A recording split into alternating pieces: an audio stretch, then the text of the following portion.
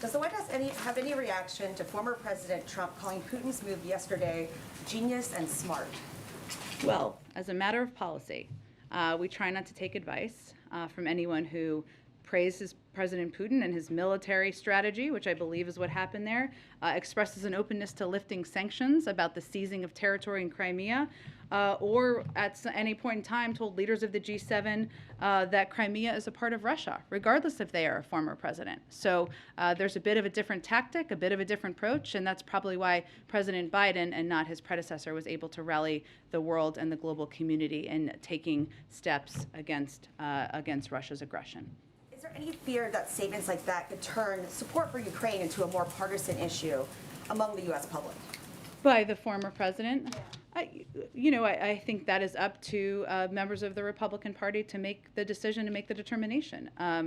There has a long history, decades of history, which President Biden was a part of when he was chairman of the Foreign Relations Committee, of standing up to the efforts of any country to seize the territory of another country, standing up for efforts by the United States to rally global support against inappropriate and illegal actions by another country. There's a long history of that, not in a partisan way, in a bipartisan way, and certainly that choice is up to Republicans to determine. Go ahead. Thank you, Jen. I've got two questions quickly.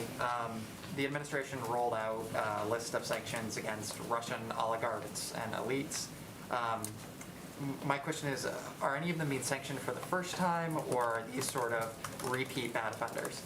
That's a good question. I'm sure we can get you a breakdown of that. I believe some of them are new, and certainly the banks are new, but let us get you a more specific breakdown of that. My second question is, the last time Jake Sullivan was here, he said that a Russian invasion of Ukraine would lead to U.S. sanctions, warning that wouldn't necessarily make Moscow more beholden to Beijing.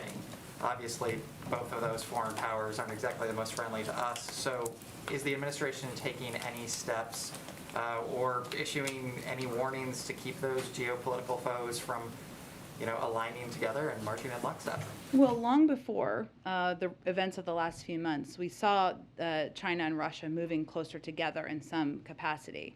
But right now, as we're looking at the actions of President Putin and as we're preparing for him to further invade Ukraine, to unfortunately put forward death and destruction on the country and the people of Ukraine, it's really a question for China on whether they look at that and think that's acceptable behavior. So I think you saw that our Secretary of State had a conversation with his counterpart in the last 24 or 48 hours, and we will certainly remain and continue to engage. But I think it's about looking at where the global community is in this moment and determining where you want to stand.